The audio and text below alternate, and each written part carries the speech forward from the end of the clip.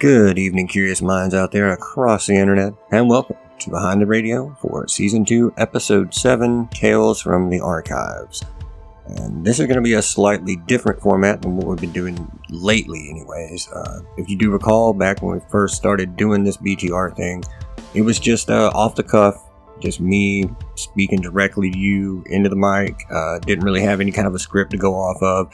The longer that those went on, the more I kind of tried to make those very precise and make sure that everything, came out exactly right and I had everything that I needed. And I feel like, personally, that it kind of lost some of the spark that I originally had at the start of it.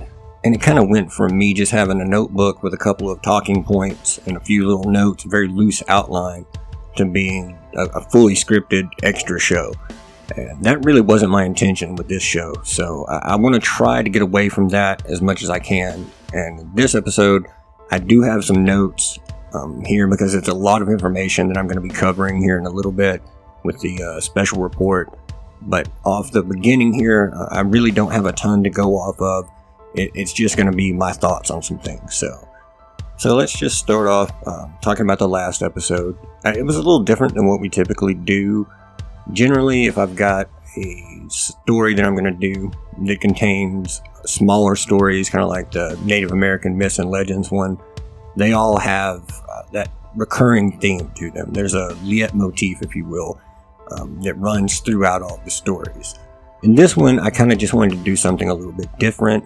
I've got a massive amount of research and files on different things that I've looked at over the years, I've considered covering, and I didn't really have enough or find enough there that I felt that it really warranted a full episode.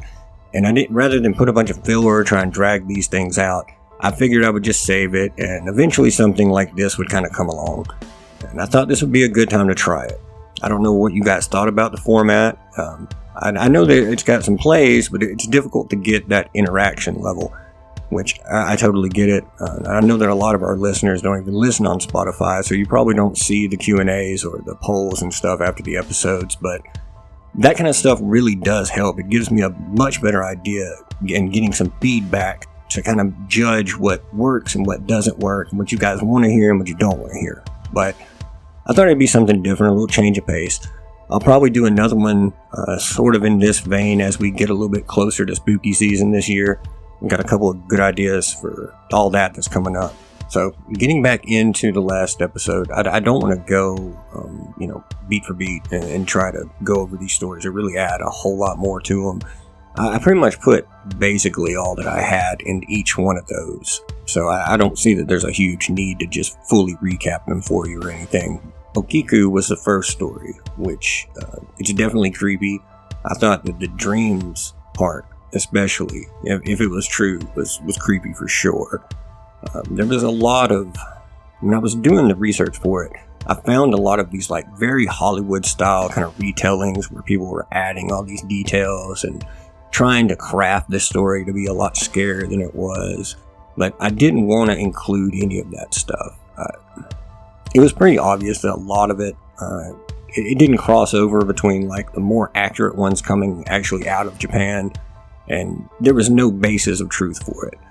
And rather than just kind of adding details and trying to make these stories creepier than they were, I really just wanted to kind of present them as they were, because if these are true, then I feel, by all accounts, there's plenty of people that definitely believe that they are anyway. I think they're creepy enough on their own. So I just try to give you guys as close to the original stories as possible and let you guys decide what you think about it. The second story was about the faces of Belmez, which I may have said Belmese during the episode. I'm still not 100% sure how that's pronounced. I'm not going to lie to you. And this was a story that I've researched before, and I didn't cover it because I kind of felt there was a lack of like enough verified info. Kind of like what I was saying at the start, there just wasn't enough to it for me to really make it a full episode. But I've always thought that one was very interesting. There's tons of accounts about those faces. I mean, it was a big to-do there for quite a while. There's been a lot of seemingly detailed research done on it. A lot of that lends some credibility to the whole thing, and whatever actually happened, it's definitely very strange. finding the bodies under the floor. If nothing else happened, decapitated bodies under your floor is a pretty creepy thing. So I felt like that one was a pretty good one to include in this. The infield monster was interesting. I have actually never heard of that. I think maybe I've run across it as far as like I saw a video title about it and dismissed it or something to that effect, but I don't recall hearing the story or really knowing anything about this thing. If I did, I probably just immediately dismissed it as sounding ridiculous, because it totally does. And I'm not saying that it is real, but I am saying that there was a lot of accounts about this thing, and the people involved seem to be legitimate. The guy that first reported the whole thing, by all accounts, is, just a normal stand-up guy. He's not a liar. He had no motivation to do this. He didn't profit off of telling the story. If anything, he probably just sounded to look crazy to most people in town, so it didn't help him out. It's very weird, just a really strange story. We've got a lot of very unusual cryptids in North America and the world as a whole. It's one of those things where unless you have a body, pretty much nothing else is really going to prove it to anybody. So it depends on what you choose to believe. I think they're fascinating to consider. Nothing really surprises me anymore these days. I'm fairly convinced that the simulation is broken and just spitting out as random of things as it possibly can. So who knows? I wouldn't put anything past this world at this point. The last story that we talked about was, of course, the Denver International Airport conspiracy. And I seriously considered covering that one in season 1, but I didn't have enough to make it a full episode either, and I had mixed feelings about a lot of it, if I'm being honest. There are definitely some really compelling parts to this whole conspiracy. A lot of things that really don't make a lot of sense in the construction of it, for one thing. Things like the murals, which could be interpreted, as feeling at least somewhat nefarious. And there's also a fairly even split of both hard to deny things like the time capsule deal and things that 100% just seem to be playing into the mythos, like the gargoyles and stuff. And then there's stuff like the runway or whatever that I feel is totally bunk and could easily be debunked from it. As far as Lucifer goes, I don't know where I stand on that one, to be completely honest. I feel like that one could honestly go either way. It's definitely odd. I don't buy into the whole thing that the red eyes are just signifying the wild spirit of America, or whatever he said. Wild spirit of the American West, I think it was. But I also don't have like a meaningful alternative to offer you for what that does mean. I guess you could relate it to like the 4 horsemen of Revelations. I've heard several people compare it to that. Even the biblical 4 horsemen is sort of a stretch. I at least don't recall any of those horses being blue or having glowing red eyes. Maybe they did. It's been a while since I've read Revelations, but I'm pretty sure that wasn't the description of any of the horses that the horsemen were riding. I think the most compelling part of the whole thing for me personally was the massive underground there, and the possibility that there could be a potential for bunkers down there, and also the transportation system. There's no doubt that there's like a large highway down there. There's tons of photos about it. You can find it online. I mean, it's like a massive highway underneath this place, as well as, essentially that small subway that supposedly just connects the various terminals, concourses. I don't know whatever. And the thing that got me most interested about that is its relative proximity to Cheyenne Mountain, which is a super interesting and kind of sus place on its own.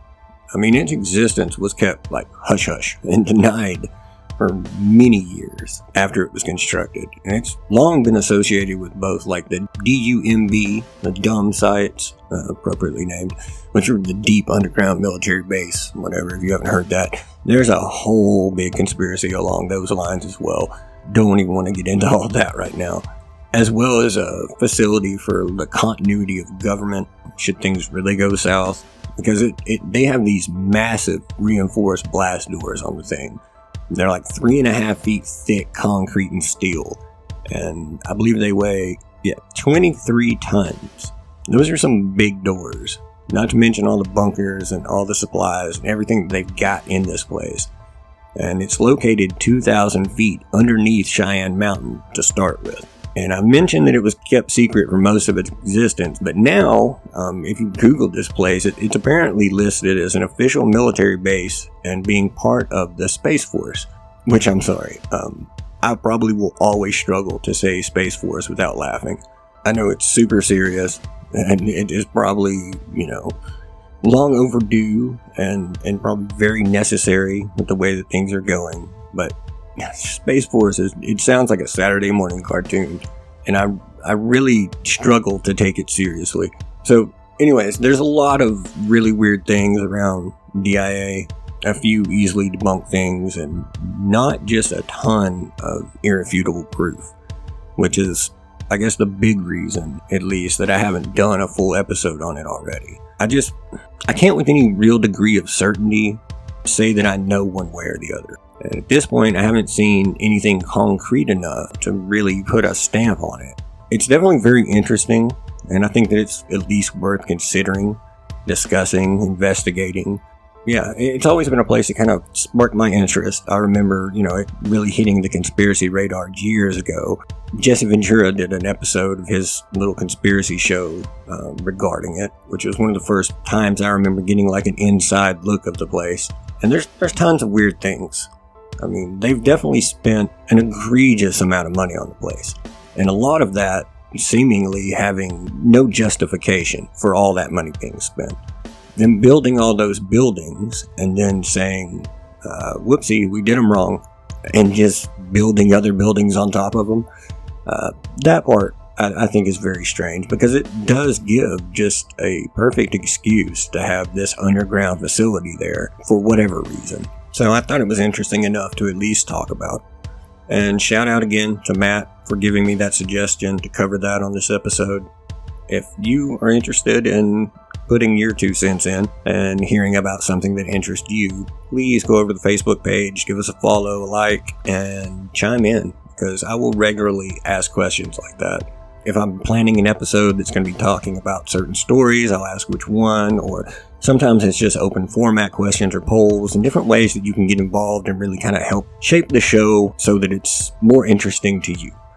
And of course, I bring it up from time to time. We do have a Discord channel, and I will be there at the end of this episode. So if you're actually listening to this on Wednesday night when it comes out, I will be there during the debut and for probably about an hour or so afterwards, just answering questions and talking to people. So please feel free to stop by. I believe the easiest place to get the actual link to it is off of the Facebook page. It should be listed there in the info. And we've got some new people that have joined recently, so starting to build a little bit of a community over there. And yeah, good times. Come join us. That's about all that I have as far as discussing the last episode, though. Probably going to be a fairly brief BTR. I do have, as I listed in the episode description, a little special segment that I'm about to get into here in a second concerning the events of the attempted assassination on Donald Trump, which is a topic I've gone back and forth about really covering. It struck me as very, very strange the day of, and I'll get more into my thoughts on all of that in just a second. But I've been holding off on covering it because I knew that we definitely didn't have all the facts at the beginning, and I had a feeling that a lot more information would be coming out soon, and I really didn't want to jump in and try to cover a breaking story when I didn't want to get things wrong. There's always going to be a lot of misinformation, disinformation, and confusion going on after a big event like that. And I didn't want to perpetuate any of that stuff. So I decided to just hold off and wait till I got some of the information that I was looking for, among other things, before I really tried to present anything to you guys, in hopes that I could give you the most accurate view on the whole thing as I possibly could. And I've managed to uncover some things that I think you will find very interesting, hopefully, if this is a topic that interests you. And I don't want to sound dismissive in this next statement, but I don't really care about your political affiliation. I think that needs to be set aside. I'm not a big Trump supporter. I'll go ahead and say that. I don't have anything against him. I don't suffer from derangement syndrome or anything. But I definitely have my issues with him, like I have with any politician, to be perfectly honest. I've come to view most of our political system here in the United States as very little more than political theater and a big dog and pony show used to distract people and give them the sense of an illusion of choice to kind of placate the masses, and very little more. So I don't get into the rooting for one team or the other and all of the political drama, but at the root of what happened, it was a significant event within the government, and I feel that it definitely deserves being critically looked at and honestly examined, because I don't think that we're getting that from, certainly not from anyone in the mainstream media, and there's an apprehension for anyone to even try to get to the bottom of it in a lot of regards, because there's such a negative connotation surrounding Donald Trump that's been shoved down everyone's throat through the media for, at least the past 8 years. And regardless of how you feel personally about the guy, it's pretty hard to just blatantly deny that there isn't some sort of an agenda behind that. It's far too concerted of an effort from everything in mainstream media. I've never seen mainstream media come for a president the way that they did for Trump. And despite the fact that I really couldn't stand the guy before that, and when he was running, and even when he got elected, after watching the way everything kind of unfolded and how inaccurate and biased the reporting was about him the entire time, it made me question a lot of things, and I lost a lot of that dislike for the guy. He's still, at the end of the day, a bit of a politician, and I don't trust any of them. So my feelings about him can only go so far, is what I'm trying to say. But what I'm going to talk to you about here in just a second is not based on any pro or negative feelings towards him as a person. It's simply about the event and the deeper meaning that is seeming to more and more come to light that was behind the entire thing. Because I think it speaks a lot to the true depth of corruption within our system. And these are things that, regardless of party affiliation, should deeply concern you. Now, I've chatted about that for long enough. I guess it's time to go ahead and get into it.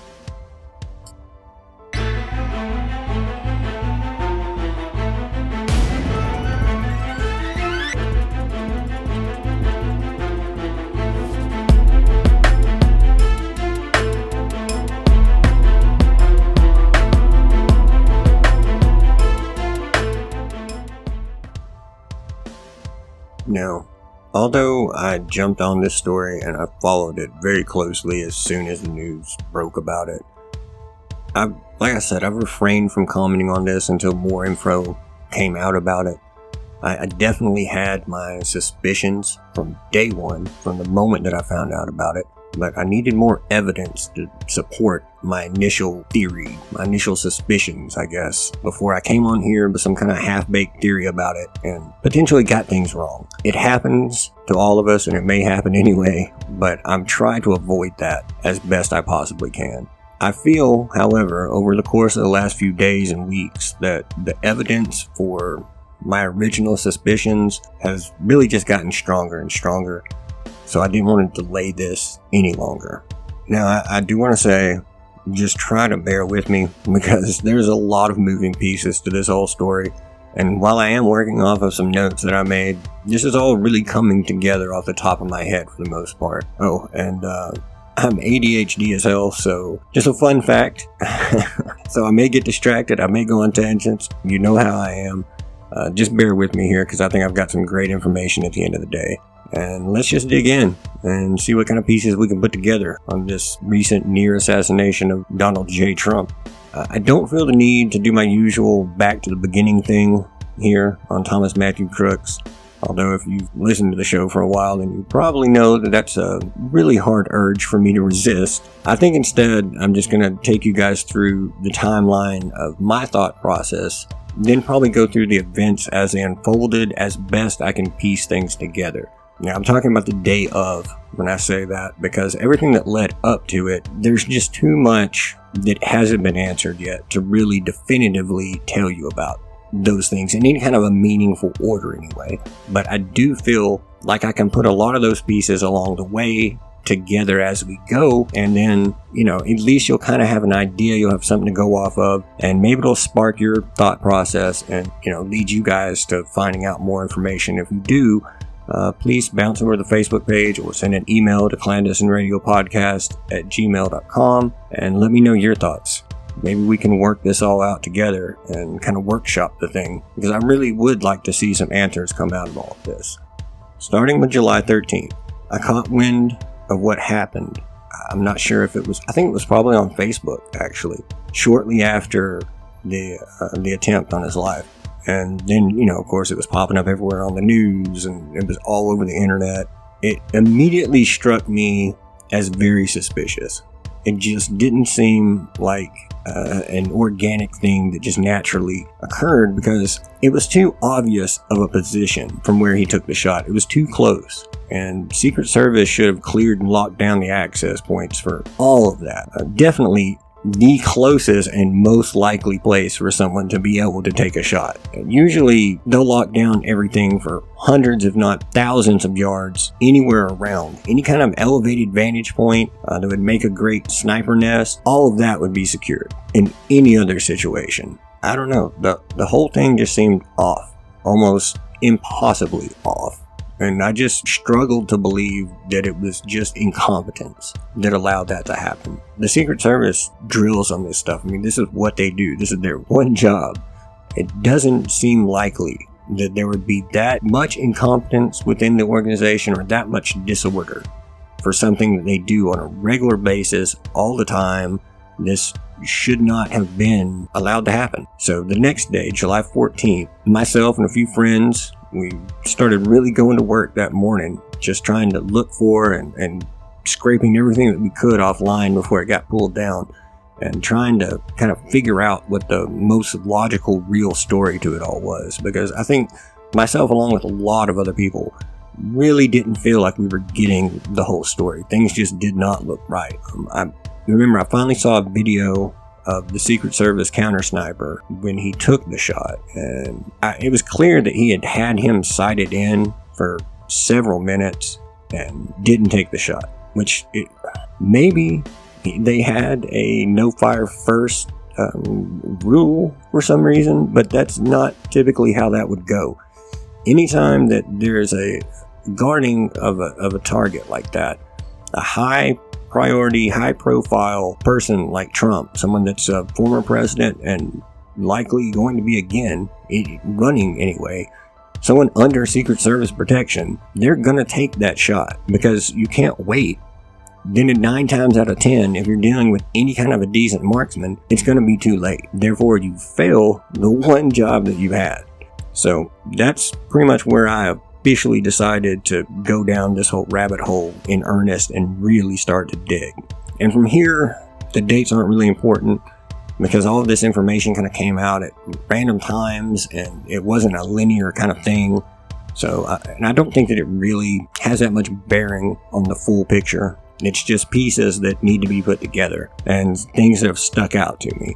In 2023, Crooks appeared in a now deleted BlackRock video. It was filmed at his high school, and BlackRock, which I'm sure you know my feelings on them, also has some, without too much speculation here, interesting, shall we say, connections around DC in general. One that stood out to me is that Biden's longtime advisor, Michael C. Donnellan, is the brother of Thomas E. Donnellan, who happens to be the chairman of the BlackRock Investment Institute, which is like BlackRock's global think tank, if you will. And Michael Donnellan is also the one who was the main voice in Biden's ear as far as starting the whole Trump is a threat to democracy line and pushing the hell out of that, rather than talking about like policy decisions or any of the actual substance behind his campaign, and kind of focus on just running a straight smear campaign against Trump. That was all Donnellan. BlackRock also,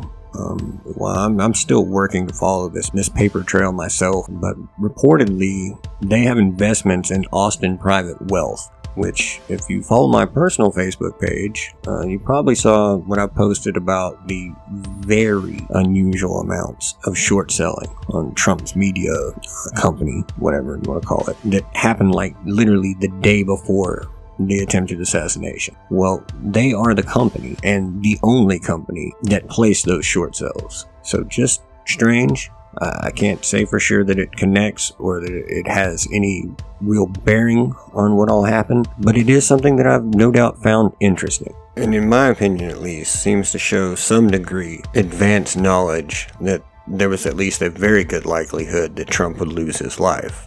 CrowdStrike connections. Okay, I'm just kind of fitting this in here because of their considerable ties to BlackRock, as well as the Deep State and the DNC. With the DNC, they paid them $100,000 immediately after the death of Seth Rich, which could be totally coincidental, but that's another story. One that I'm actually working on. So I felt, maybe it was worth mentioning at least. More about Seth Rich to come in the weeks to follow. And they're also tied to Dominion voting system and played a major role in maintaining and forensically examining the hacked DNC servers in 2016. I guess as well helping to cook up the whole Russiagate scandal. They had to be complicit in that at least. They had like that little snafu, shall we say, recently that oopsie resulted in like a global IT meltdown, which by the way affected many Dominion voting machines, particularly ones in Arizona that were reported.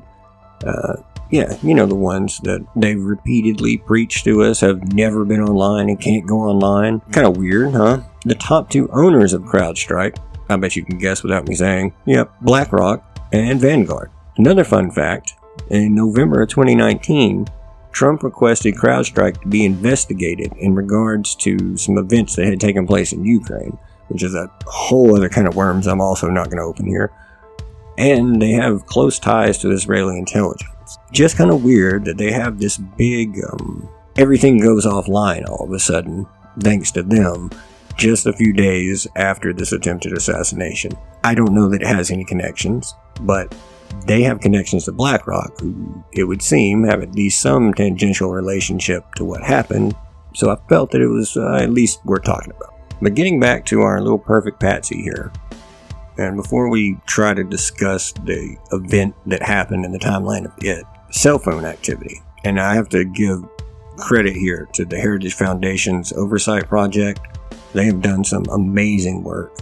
And it's thanks to them that we know that 9 devices were connected to Crook's home and work. And someone made frequent visits to his home and his job, and was also traced back to a building in the immediate vicinity of an FBI office in Washington, D.C., and that the calls that Crooks made before the shooting were also traced back to an unlisted number in the D.C. area.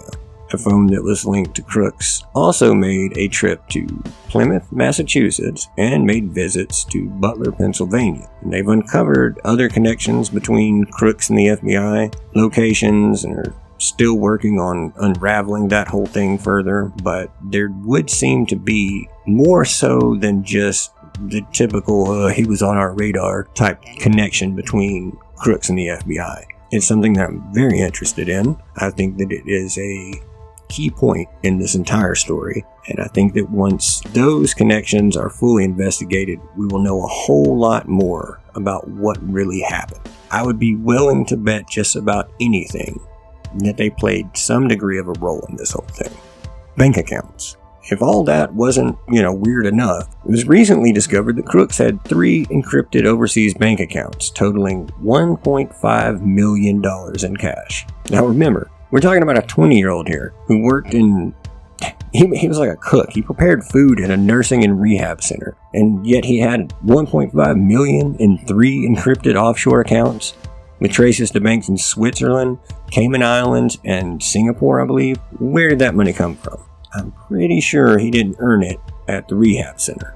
Who is Maxwell Yerrick? After hearing about the supposed explosives in his car and then something about a white van and it having explosives in it, there's tons of miscommunication and contradicting stories about the vehicles involved in this whole thing. I'm still trying to work all of that out, but hearing about the explosives, I started to get really curious. Because this kid wouldn't have had any experience. There's nothing in his life that we know of anyway, and at 20 years old, that this guy should have enough experience in explosives, or the access to them, even more so, to be able to have this stuff. Especially with, some sort of a remote detonating device. There was some degree of sophistication. I believe, at least somebody from the FBI has said that on record, so it doesn't really point to something that a 20-year-old is going to pull off on his own. So I got really curious, especially since the two vehicles that the FBI had flagged and removed from the whole incident both had Arizona plates, and Crooks has no known ties to Arizona. I was unable to find anything that connected him to that state. So back to my question, who is Maxwell Gear? Well, he's 37 years old. He has ties to Antifa, the CIA, Kurds, and the Ukrainian army. His family reportedly is involved in the manufacturing of explosives and armaments, with a history of selling them to guerrilla groups in Peru and Colombia with help from a certain coup-loving alphabet group. I'll just say that because I like my life. Both Urich and Crooks apparently trained at the Clairton Sportsman's Club, where DHS and ICE also trained. He's popped up countless times at protests and had tons of clashes with law enforcement, been arrested left and right, and then he apparently left to go fight for Ukraine and then came back in April of this year. And while his family business is registered in Pennsylvania, they're from Arizona. So that connection got me interested. I've seen a lot of things going around that says that he showed, and I've seen pictures and compared them myself. Inconclusive is the best I can say. I definitely see what they're saying. I can see what they're saying, but he does bear a very close resemblance to the photo that was released of the dead shooter. I would wager to say even more so than Crooks does.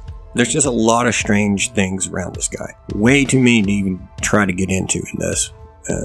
And not enough of them that I can irrefutably prove. So I'm kind of going to put a pin in that for now, for the most part. For the record, I don't believe that he's the one that was on the roof, personally, because he was supposedly a pretty good marksman.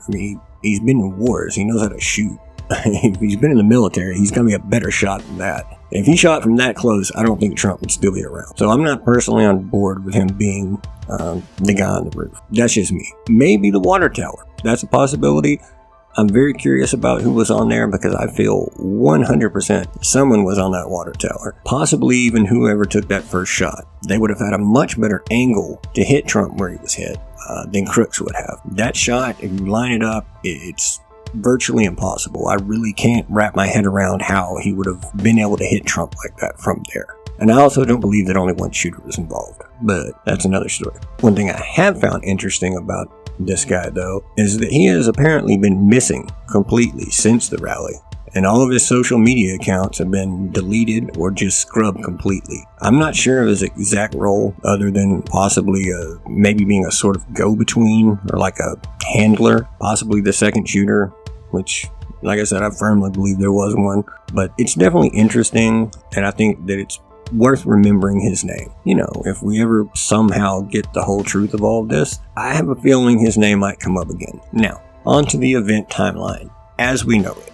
Thursday, July 11th, Crooks is officially ID'd as a person of interest by law enforcement. Friday, July 12th, Crooks goes and practices some shooting at a shooting range. On Saturday, the big day, he first pops up on radar at a Home Depot where he bought the ladder, and he also went to another gun store, I assume nearby, where he got 50 rounds of ammo. Then drives his vehicle with the explosive device in the trunk that's wired to a transmitter, which to me almost makes me wonder if that was not his choice and possibly a backup plan if he decided to back out of the whole deal. Food for thought.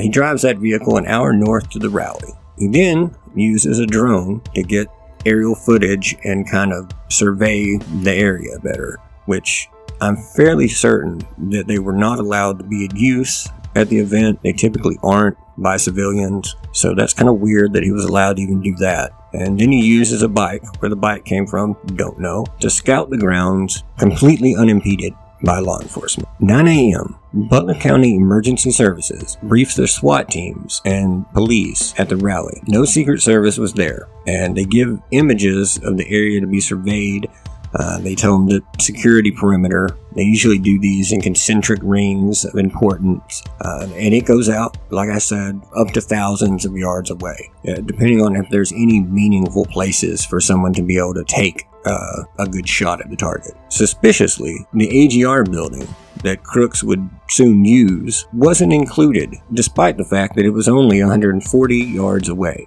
And I think we can all agree, the most logical sniper's nest out of anything in that immediate area just didn't cover that spot. So already things are seeming kind of weird, but they will get weirder. 10:30 a.m., local PD is tasked with guarding the perimeter, and they're stationed on the second floor of the AGR building, which is, again, the building of which the roof that Crooks took the shot from. And they actually first noticed Crooks at like 10:30 in the morning. 5 p.m., Crooks is identified by authorities as a person of interest officially, and he's flagged as acting suspiciously near the screening entrance, like when you come into the whole thing. 5:10 p.m., one of the two snipers in the AGR building sees Crooks. 5:14 p.m., one of them takes photos of Crooks, who appears to be on his phone. Now, remember, these calls have been traced as going back to a phone in DC, just of note. 5:28 p.m., the same police sniper photographs the bike and the backpack that was nearby that he was using.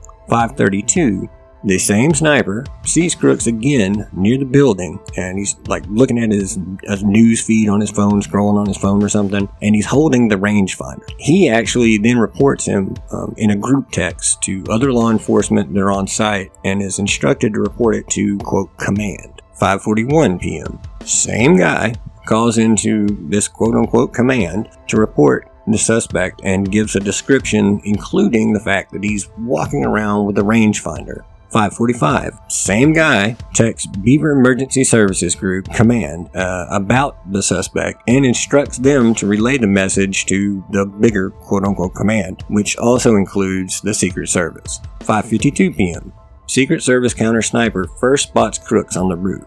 Note that time, because from then on, he would have had him sighted in. He would have gone ahead and got the gun, calibrated everything between him and the spotter. They would have had this guy in their sights. 5:59, Beaver County law enforcement operator gets confirmation from SWAT commander that quote-unquote command, including Secret Service, has been made aware and requested more info. But despite all of this, Trump isn't informed, he's not warned, he's not remotely discouraged from going on the stage. And this is right about when Crooks is using the ladder to get up onto the roof of the building for the last time. This building, which is, as you recall, full of law enforcement, snipers, etc., and he starts crawling to his final position, which lands him right about exactly 133 yards from Trump. 6:02 p.m., Trump takes the stage. During this time, repeated attempts to inform police about an armed man on the roof by multiple people in the crowd keep seemingly just falling on deaf ears. And all this time, remember that Secret Service counter sniper is going to have a beat on this guy. 6:11 p.m., 12 seconds before the first shots, police officer walks around the building, and people that were right in that immediate vicinity start to kind of scatter. And an armed officer reaches the roof and is going to confront Crooks, but he seemingly just bails the hell out when Crooks turns around and faces him. Not sure what happened with that. 11 seconds out, Secret Service counter sniper definitely has a beat on him, and has for some time, and he's apparently calling for clearance, but either doesn't get it or he doesn't take the shot. 5 seconds out, more people spot Crooks and are pointing him out. 4 seconds out, crowd begins pointing and yelling right there in response to the police seeming to be befuddled about the whole thing and not understanding what they're meaning by there's a guy with a gun on the roof.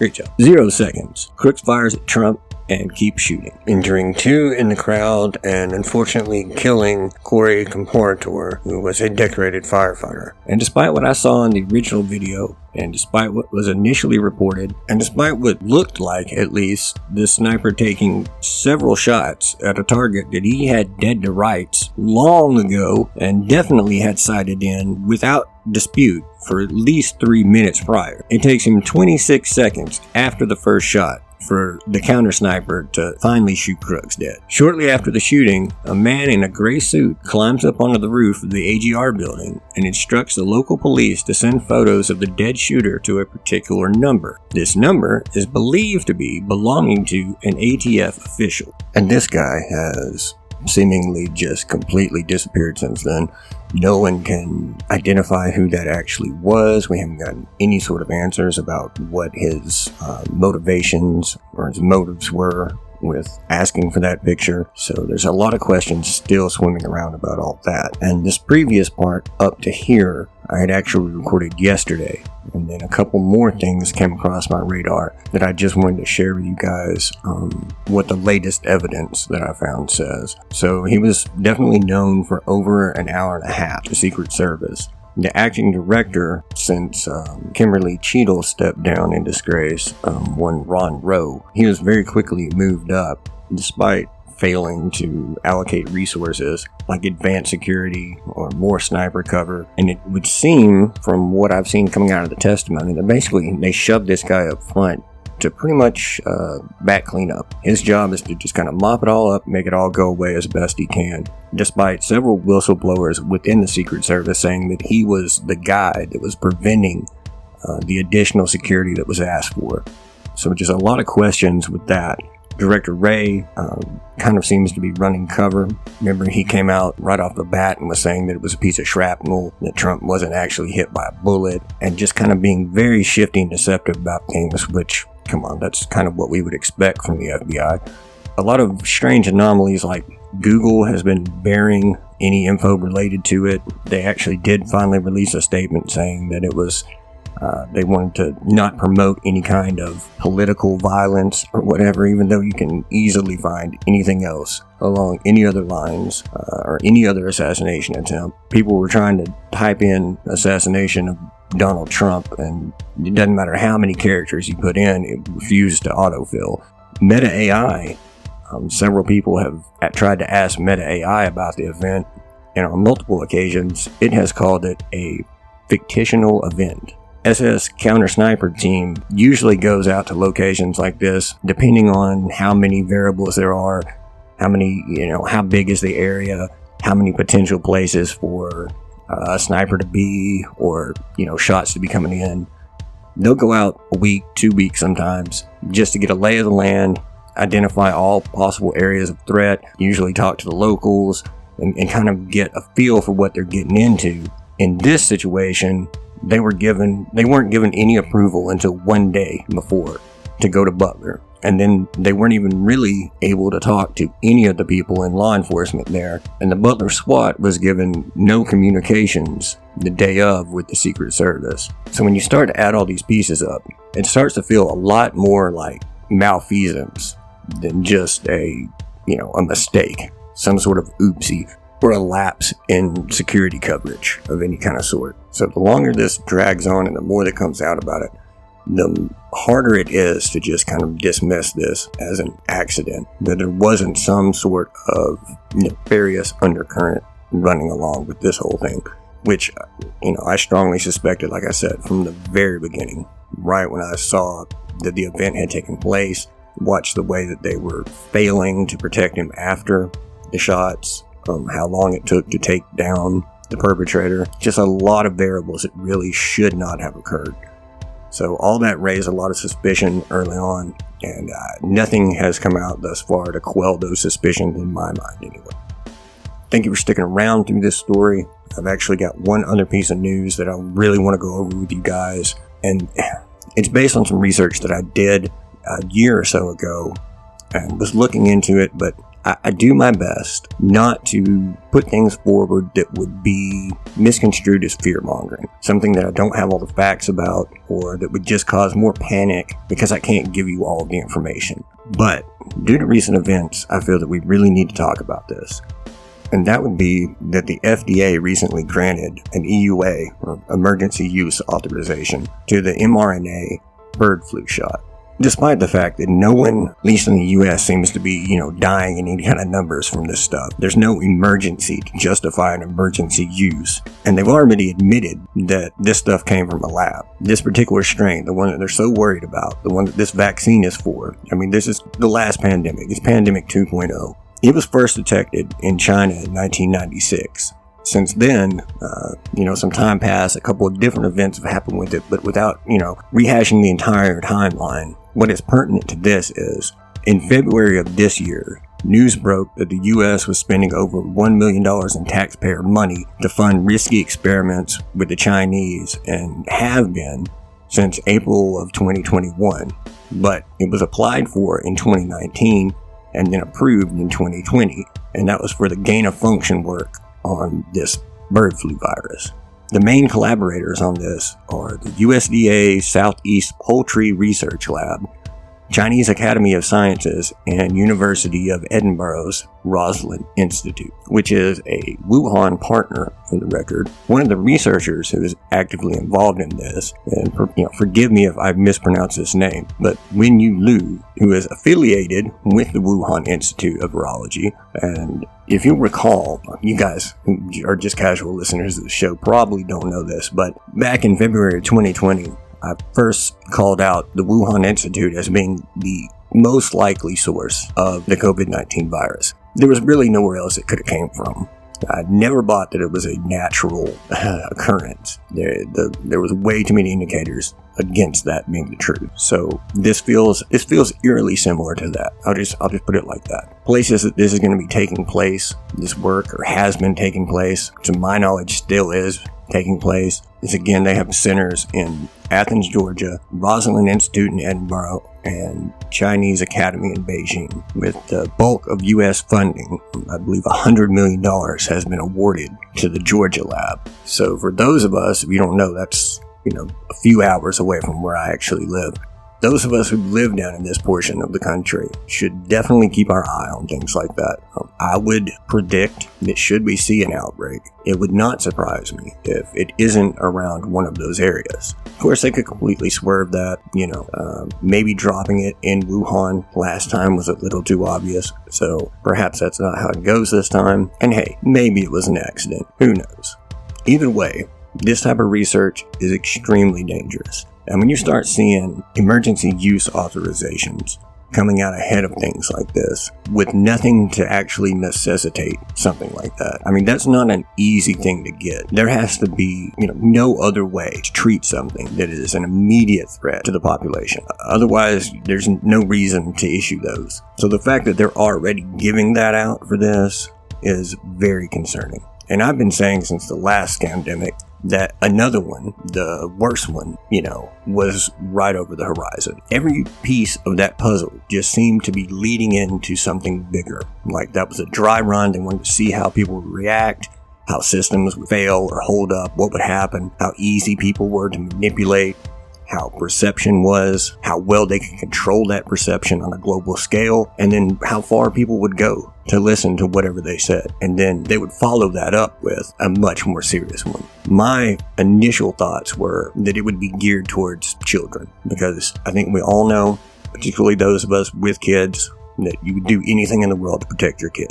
And if you think that getting this jab or that jab or doing this or that is going to help protect your kids from death, then you're going to do it. You're a lot more likely to, and a lot more likely to comply if that is the threat. And I'm telling you all this not to scare you, not to freak you guys out. I just want you to be aware, and I want you to have time to be able to prepare as best you can, because I don't think that they're doing this for nothing. It would surprise me greatly to learn that nothing ever comes of this.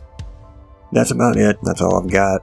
I hope you guys enjoyed this BTR. It's a little bit more just, off the top of my head, kind of open format like we started with. I was a little more restrained than I was in the first one. I have a lot of listeners that I know sometimes my language may offend, and I do my best to dial that back as much as I can for you guys. But I did try to be just as open, honest, and truthful and straightforward with what my thoughts were on all of this as I possibly could. So you guys tell me what you thought about it. Leave it in the Q&A. Maybe there'll be a poll. I'm not really sure. Spotify keeps kind of changing the format of what we post and what we're able to ask of the audience and whatnot. But nothing else, please bounce over to the Facebook page. You're more than welcome to message me directly there or shoot an email to clandestinradiopodcast@gmail.com. I will always read those and I will answer them as much as I possibly can. And I'd love to hear from you guys. So now we'll be back with you, I believe, next week. I'm not sure if it'll be on Wednesday. I'm going to be perfectly honest with you. There's a lot going on, and next week's topic is a little more complex than this week. So it will probably be Friday before I'll have that out. But who knows? I've been surprising myself lately. This is 2 weeks in a row with on-time ones. Whoever thought that would happen again? Thank you guys for joining me. Thank you for sticking around to the end. Thank you for everything that you guys do for the show. And I will talk to you all again real soon on the next Clandestine Radio.